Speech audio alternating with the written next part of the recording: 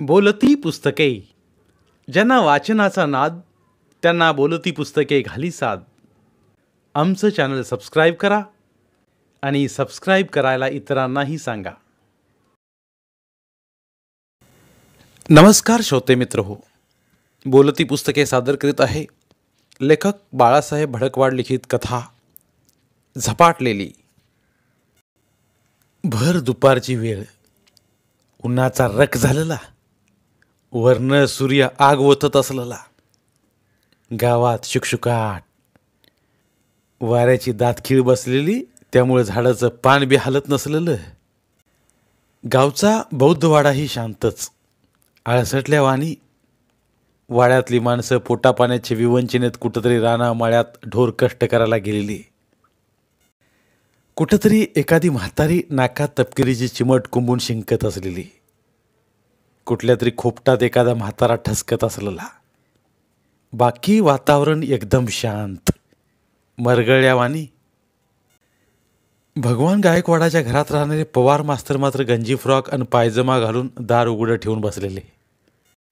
उन्हाच्या रक्कामुळं गदमदाय लागल्यामुळं अंगातला गंजी फ्रॉक काढून त्यानंच उजव्या हातानं हलवून वारा घेत बसलेलं. अशावेळी दारात धापकन कुणीतरी पडल्यागत आवाज आला. गडबडनं अंगात गंजी फ्रॉक चढवीत ते तरणे ताटे मास्तर बाहेर आले.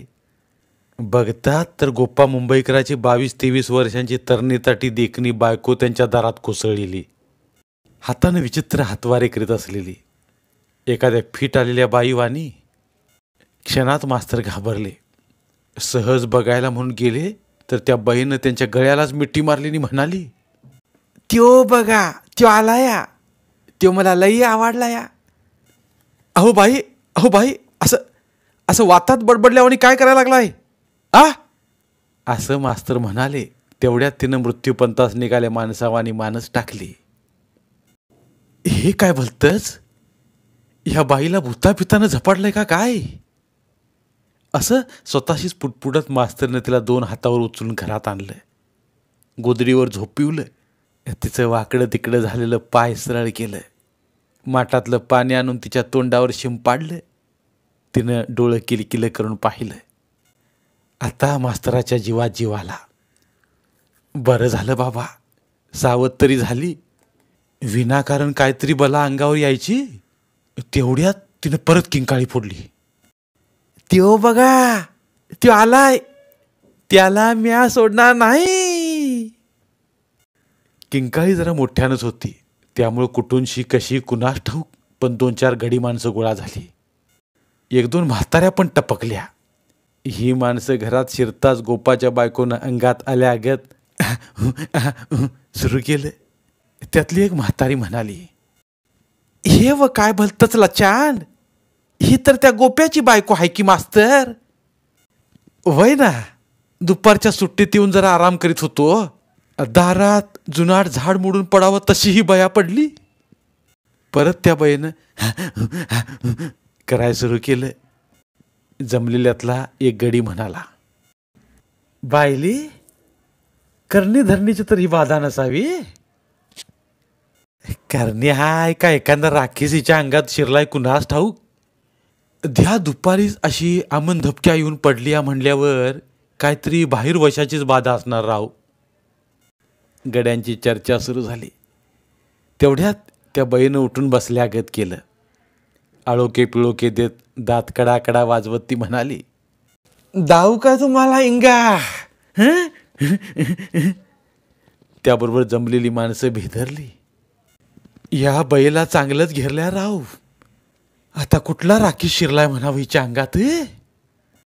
पण म्या म्हणते, द्या दुपारी असं उन्हा तानात तरण्या ताट्या बाईनं फिरावं तरी कशाला गरागरा. दुसरी म्हातारी म्हणाली, "अव ती कशाला फिरल, फिरवणाऱ्यानं तिला फिरवीत फिरवीत हितवर आणलंय म्हणायचं आणि काय. अहो पण आपल्या मास्तरच्या घरात कशाला ही पिढा." "बरं, ते काहीतरी असू द्या, पण ह्याच्यावर काहीतरी इलाज काढा राहू." इलाज काढा म्हटल्याबरोबर पहिल्या म्हाताराला सुचलं, "आपल्या त्या कांबळ्याच्या जनाला तरी बोलवा, ती मोठी देवऋषीण आहे." "वय राव, तिला बी कळतं या बाहेर वाशाचं. कुणीतरी तरातरास बाहेर गेलं आणि कांबळ्याच्या जनाला घेऊन आलं. जनाला बघताच गोपाच्या बायकोनं परत करायला सुरुवात केली. बघा बरं, ज्याची त्याला भाषा कळत असती या इतक्या वाढूळ गप्प पडलेली ही जनाला बघताच घुमायला लागली का नाही. जना का बघ बरं लवकर, मास्तरचा साळ जायचा टाईम झाला या. तशी जनाकानं बैठक मारली. धरून आणलेलं लिंबू तिनं 2 बोटांच्या चिमटीत धरलं. त्या लिंबाकडं ती टक लावून बघू लागली आणि थरथर त्या आवाजात म्हणाली, बाहेरचं कुन्नी कुन्नी नाही, म्या घरातलाच आहे. घरातला म्हणजे? जनाकानं परत तेच पालुपद सुरू केलं. कुन्नी नाही, म्या घरातलाच आहे. पर जनाका, झाडाला लई त्रास व्हायला लागलाय, हाकलून लाव की ग. तशी जनाका उठली. हातातल्या चिमटीतलं लिंबू तिनं गोपाच्या बायकोच्या तोंडापासून पायाच्या नकापर्यंत 2-3दा फिरवलं आणि म्हणाली, चल चल निघ आता, सोड झाडाला, सोड, नाहीतर माझ्या वाणी कुन्नी सुधीक वाईट नाही, जनी दिवरुशीन म्हणतात मला. आणि चमत्कार झाल्या गत गोपाची बायको उठून बसली. सगळ्यांच्याकडे तिनं चमत्कारिक दृष्टीनं बघितलं आणि म्हणाली, आत्ता ग बया, आकृतच म्हणायचं ग, म्या ग इकडे कशी काय? कशी म्हणजे? चांगल्या द्या दुपारच्या झावळीत सापडली होतीस, नशिबानं वाचली म्हणायचीस. गोपाची बायको उठली. डोईवरचं केस नीटनेटकं केलं, विस्कटलेलं लुगडं ठाकटीक केलं आणि काहीच न घडल्यागत बिनबोबाट निघून गेली. घरातला म्हणजे तिचा चुलत सासराच असेल गे, वरीच झालं की तिला जाऊन, एक म्हातारी म्हणाली. बरं मास्तर, निघू आम्ही आता, तुम्ही बी जावा शाळेला. तसं उलीसं तुम्ही लेटच होणार म्हणा, पण असू द्या, जावा बिनघोरी. नंतरही 3-4 वेळा असंच घडलं. आसपास कुणी नाही असं बघून गोपाची बायको सारजा अशीच धपकन पवार मास्तराच्या घरासमोर येऊन पडायची. मास्तर तिला उचलून घरात न्यायचे. थोडा वेळ ती शांत पडायची आणि मग निघून जायची. बौद्धवाड्यातली माणसं तशी चलाक. त्यांनी जाणलं होतं की हा तिचा बाजिंदपणा आहे. ही हुरळी मेंढी दिसतीया, तिचा तरी काय दोष, ही फटाकडी आणि नवरा गोगलगाय. त्यामुळं पहिल्यांदा जशी माणसं गोळा झाली होती तशी नंतर गोळा झाली नव्हती. सारजालाही ते बरंच वाटलं होतं की काय कुणास ठाऊक. एकदा कात्रवेळा मास्तर गावातल्या दुकानात चालले होते. त्यांच्या पुढं एक तरुणी चालत होती. सहज ते खाकरले. त्या तरुणीनं मागं वळून पाहिलं आणि भुवळ आल्या ग ती कंडायला लागली. तिला सावरण्याच्या हेतूनं मास्तर पुढं धावणार, तोच गावातला दुसराही गडी समोरून आला आणि त्यानं त्या तरुणीला सावरलं. मास्तर पुढे येऊन बघतात तर ती सारजाच होती. त्या दोघांकडे बघत ती ओरडलीच, त्यो बघा, त्यो आला या, मला लई आवडला या. अगं ये सारजा, अशी का करायला लागलीस ग येड्यावानी? कुणास ठाऊक, मास्तर म्हणाले. हो मास्तर, तिन्ही सांजाची येळ आणि ही तर झपाटल्यावानी बोलतीया, तिला तिच्या घरी पुचवूया, तो गडी म्हणाला. तशी तिच्या बकुटला धरून तरातरा चालवत दोघांनी तिच्या घरी तिला पोच केली. घराच्या दारातच तिनं स्वतःला एखादी मुळी आपटावी तसं आपटून घेतलं. धावत पळतच तिची सासू आणि नवरा अंगणात आले. त्यो बघा, त्यो आलाय.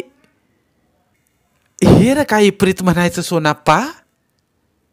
आपल्या मुलाकडे वळून सारजाची सासू म्हणाली, तिन्ही सांजाच्या झडपला हिला कुणीतरी झपाटलेलं दिसतं या. हे ऐकताच सारजानं झपाटल्यावानी हा हू सुरू केलं. आता ग बया, हे आणि कोण आमच्या मागे लागले या म्हणायचं? शांता का, हे बाहेर वाशाचंच दिसतं या, घरी आणून पोचवणारा गडी म्हणाला. मग मग आता कसं करायचं रे सुभाना? त्यो दाम्या पोतराज आहे ना, त्याला बोलवूया. त्यो मोठा देवऋषी आहे बघ. भूताखेताचं करणी धरणीचं त्यो चांगलं बघतोया. असं करा मास्तर, तुमच्या पलीकडच्या अंगालाच त्यो दाम्या पोतराज राहतोया. त्याला तेवढा धाडून द्या. मात्र जाऊन अर्धा तास झाला आणि धिप्पाड देहाचा दाम्या पुत्राज हजर झाला. त्यानं आपलं केस मोकळं सोडलं होतं. कपाळभर हळद कुंकू फासलं होतं.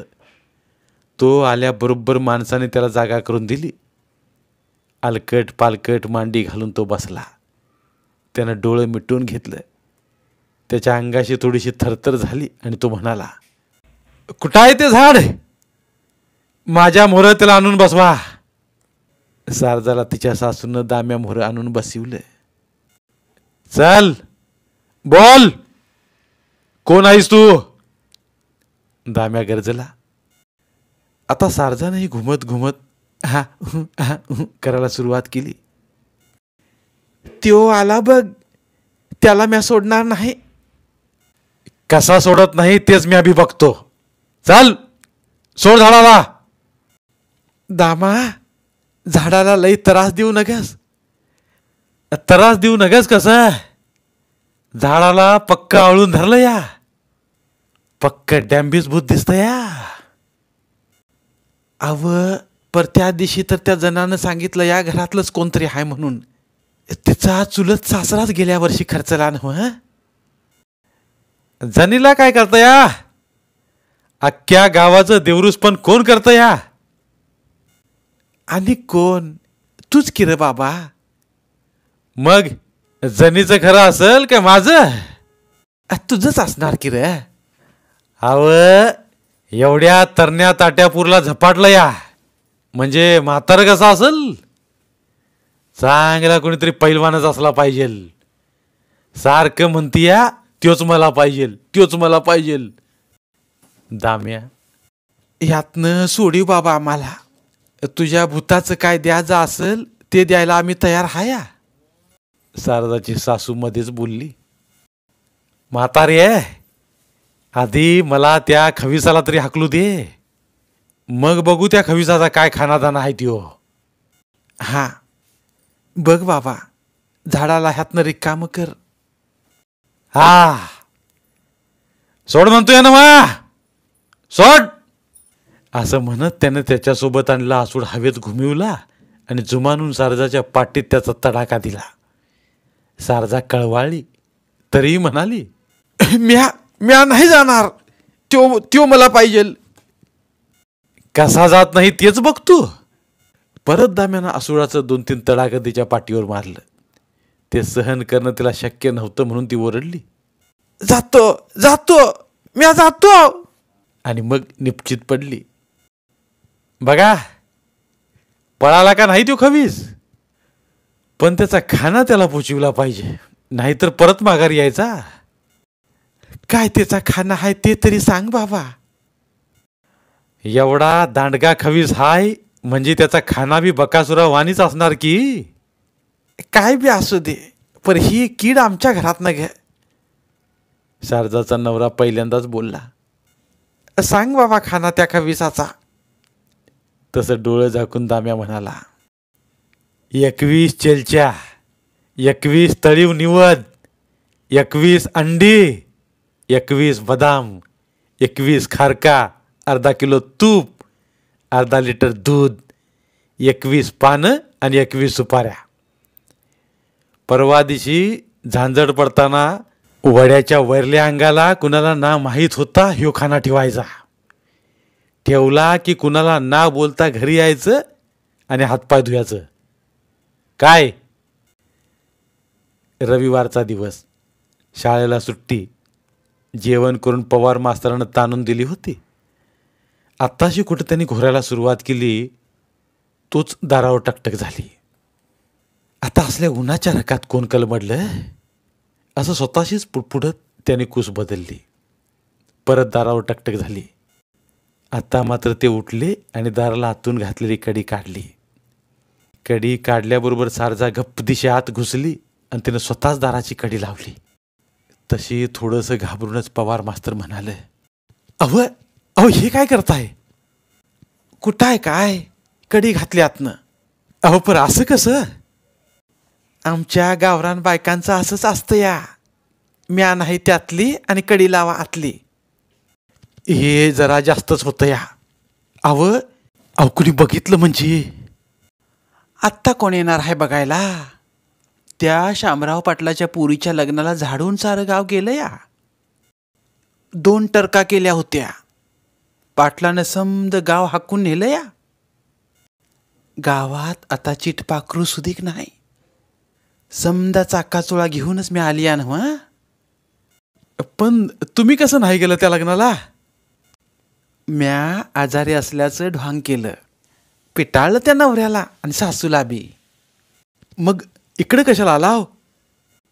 आता आतनं कडी लावल्यावर बी तुम्हाला कळत नाही होय? कळतंय की. मग झालं तर. आणि कुणाला भ्यायचं बी नाही. म्हणतात ना हं, मिया बीबी राजी तो क्या करेगा काजी. आत्ता मात्र मला वाटायला लागलंय तुम्हाला खरंच भूतानं झपाटलं या. होय होय की. कोण नाही म्हणतं या. पण ते भूत तुम्हीच आहेसा. मी? होय. तुम्ही आमच्या घरासमोरच्या दुकानाला पहिल्यांदा आल्यापासूनच मला तुमचं याड लागलं या. तुमचा रुबाबदार बांधा बघून. पर तुम्ही लग्नाची बाईल. कसली डोंबलाची लग्नाची बाईल? त्यो नवरा तसला नुसता कुडाला चाटूचा आधार. नुसता गोगलगाय. भेंडीच्या भाजीवाणी मिळमिळीत. आई बापाच्या नावासाठनं म्या जुलमानं खिटतीया समज. आज 5 वर्ष झाली लग्नाला. हाय का उपयोग त्या लग्नाचा? म्हणजे तुमचा सगळा कोंडमारा होतोय वाटतं. नाही तर काय. काय सांगायचं तुम्हाला. आत्मा बोलतोय आणि कुडी रडते. डोळ्यात पाणी साकाळलं. तिच्या बोटाच्या एका टोकानं पाणी पुसत ती म्हणाली, मला तुम्ही आवजावं कशाला करताव? म्या काय म्हातारी दिसतीया तुम्हाला? आणि नकळत ती पुढं सरकली. मांडीला मांडी लावून बसली. म्हणाली, खरं सांगू, ते भूतख्यात समद ढोंग होतं. मला तुम्हीच झपाटलं या. खरं म्हणतीस? खरं नाही तर काय खोटं? मराठीत सांगितल्याला कळत नाही? इंग्रजीत सांगू? म्हणजे सैराट बघितलास म्हण की. नुसता बघितला नाही, म्या बी सैराटली या तुमच्यासाठी. खरं वाटत नाही? काळजावर हात ठेवते माझ्या आणि तुमच्या बी. असं म्हणत पुढं झुकत तिनं त्यांच्या छातीवर हात ठेवला. खरंच तुला झपाटला या गडे सारजा. असं म्हणत शेवटी मास्तरनं तिच्या कमरेभोवती हात टाकला. धन्यवाद. पुन्हा भेटूया एका नवीन कथेसोबत. मराठीतील प्रतिभावंत लेखकांचं साहित्य, कथा, कादंबऱ्या ऐकण्यासाठी आमचं बोलती पुस्तके हे चॅनल सबस्क्राईब करा. आणि मराठी साहित्याचा प्रसार करण्यासाठी प्रत्येक मराठी माणसाला सबस्क्राईब करण्यासाठी आवाहन करा. आणि बोलती पुस्तके या साहित्य चळवळीत सहभागी व्हा. आपले पुन्हा एकदा धन्यवाद.